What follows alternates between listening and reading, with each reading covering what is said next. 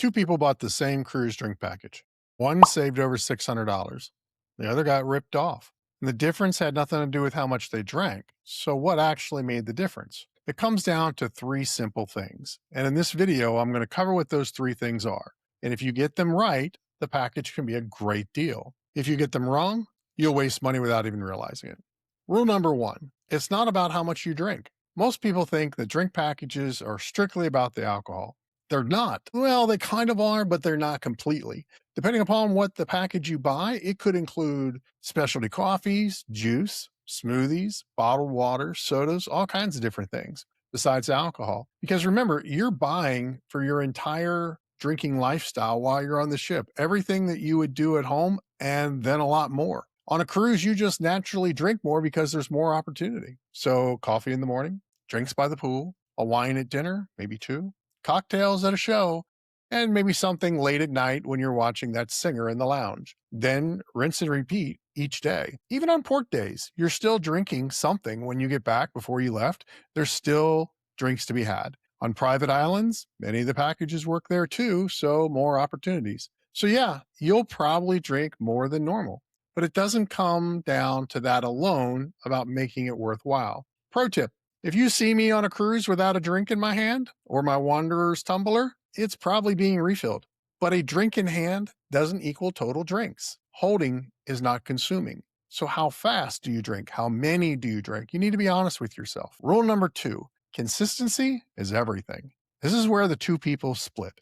The person who saved the $600, they drank consistently every day. The person who lost money, well, they had some big days, but not enough consistency to really make it work out. Here's how the math really kind of works in your favor or sometimes against you. If your package costs about $90 a day, you need to get about 6 to 7 drinks per day to break even every day, not just C days and not just 1 or 2 big days. Although, sure, you can make it up, but now we're talking about overindulgence and we don't really want to go there.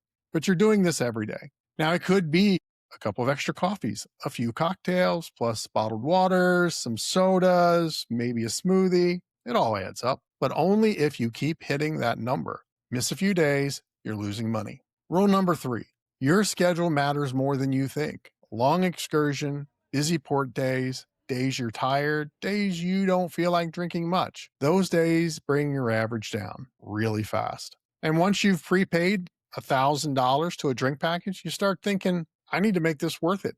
And now you're not drinking because you want to, you're drinking because you already paid for it and you feel like you got to get your money's worth. And that's kind of when it becomes dangerous. That's when people get overindulged and do things that are just, well, you don't want it to be remembered.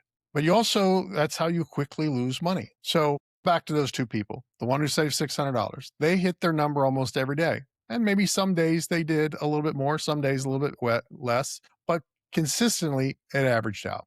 They used the coffee, the water, everything that was included, they used. They stayed consistent. The one who lost money, they just drank more than usual, but not consistently enough to beat the math. Same package, completely different outcome. Here's another pro tip.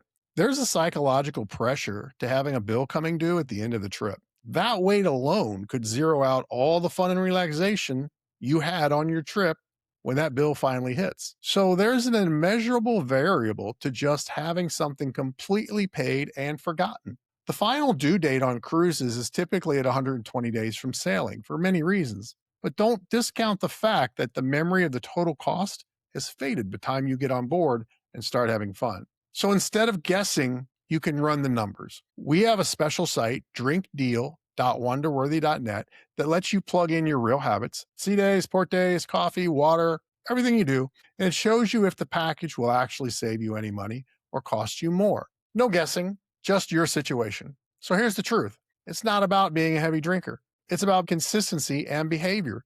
Before you buy anything, run your numbers. Be honest with yourself. Are you actually getting value or just the feeling of it? Or do you just want the calm of having nothing due no matter what? If you want to save money on cruises, all-inclusive resorts, and even casino deals most people don't know about, hit subscribe, because these tips can save you hundreds, sometimes thousands. And tell me in the comments, are you getting the drink package or are you skipping it? Is it just this voyage or do you always do it? Let me know down in the comments. We'll see you next time. Stay wonderworthy.